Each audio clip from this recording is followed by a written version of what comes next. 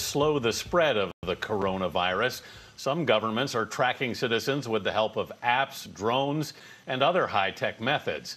But critics warn the surveillance may go too far. Roxana Saberi in London has been looking into the measures. In China, a drone picks out perpetrators in public, ordering this man to wear a mask. In South Korea, special cameras expose anyone with a fever.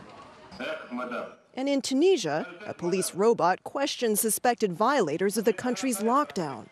All high-tech tools designed to slow the spread of COVID-19.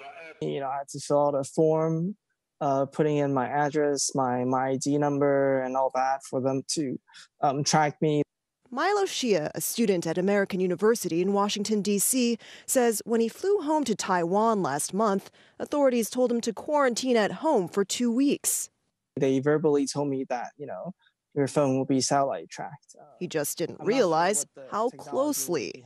My phone ran out of battery for about 15 minutes. I plugged it in. But by then, there was already 2 police officers knocking at my door. What do you think about that level of tracking and enforcement? Some of my friends think it's perfectly fine. At the same time, it's a little scary knowing that, they have this capability. It's a concern raised by privacy advocates like Estelle Massey. Government do need data to fight the spread of the virus, but knowing at what time I go to the shop if I'm not infected, knowing who I may be meeting here is not relevant. The extent of surveillance varies from country to country. In Europe, voluntary apps track people's symptoms. And this one in Israel even alerts users if they've come into contact with someone who's infected.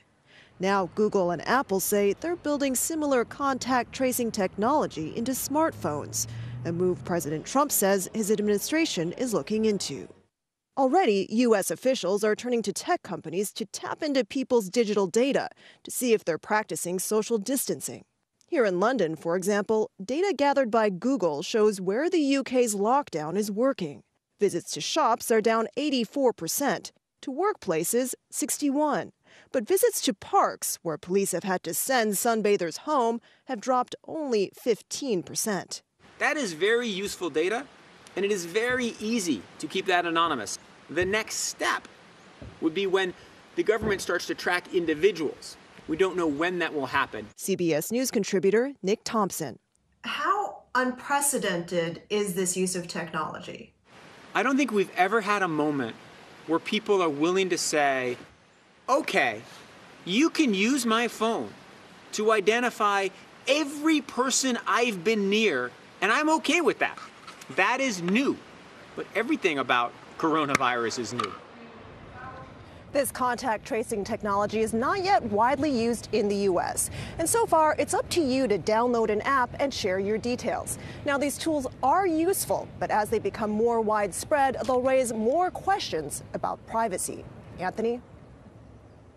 Yeah, the technology is amazing, but the surveillance is kind of scary. Roxana Saberi in London. Thank you, Roxana.